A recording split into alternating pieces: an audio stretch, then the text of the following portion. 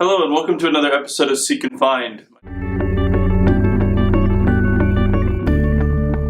My name is Adam Antone. I serve as the Director of Collegiate Outreach here at St. Teresa's, and we're very happy to have you with us. Today the question that we're going to focus on was actually brought up to me by a student just last week, and she asked, why do we have so many candles? Like, what's the significance of candles? Why do we use them? When did we start using them? And I thought it was a really interesting question, especially in the Easter season when we see next to the ambo or the podium, there's a massive candle, the Paschal candle.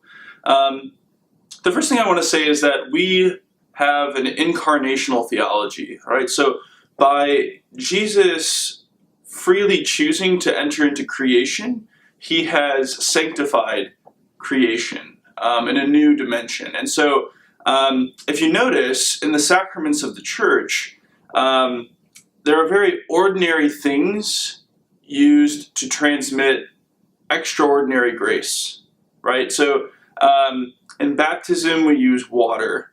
For Holy Communion, we use bread and wine. For anointing of the sick and confirmation, it's oil. So these ordinary means, these of the earth type of materials are used to transmit grace. Now, outside of the sacraments, there are also what we would call sacramentals. Okay, so these don't necessarily give us grace, but they prepare us to receive grace. Think of a miraculous medal, or think of a scapular or a rosary. All of these things don't necessarily give us grace as the sacraments do, but they prepare us to receive grace. I guess in a certain way you can consider candles as almost a type of sacramental. There's a spiritual significance to them. The use of candles has been very ancient in the church. Originally, the early Christians would have Mass in what were called the catacombs. They were underground graveyards in the Roman Empire. So it'd be pitch black down there. They would have Mass down there because the Romans were fearful of the dead.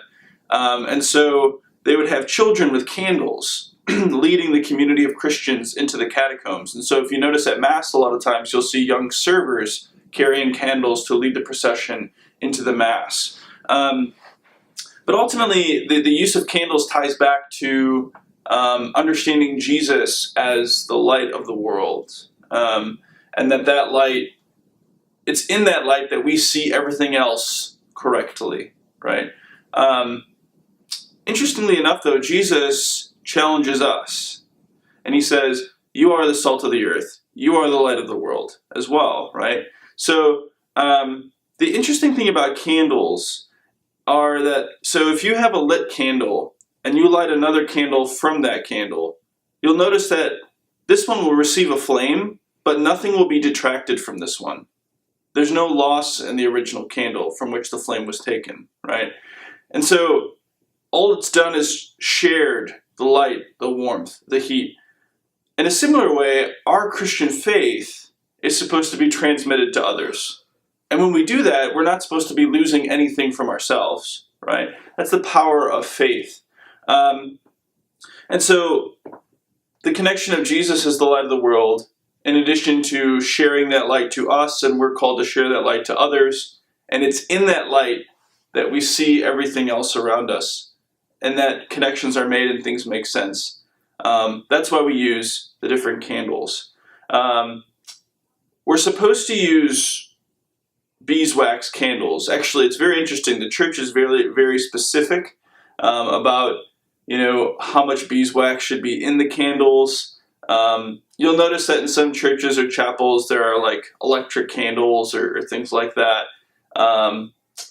Technically speaking, that's to be avoided, but so there is extreme significance with the candles. There's something about burning. There's something about offering to God. So next time you're at Mass and you're looking at that Paschal candle, you can recognize Jesus as the light of the world, his invitation to you to be a light in the world, and you can think how you can share that light with others. So we're coming towards the end of the school year, and I hope that you've enjoyed these videos and these answers to your questions. As we wrap up the semester, be thinking about possible questions for next year, and we'll look forward to hearing what your thoughts are and your questions.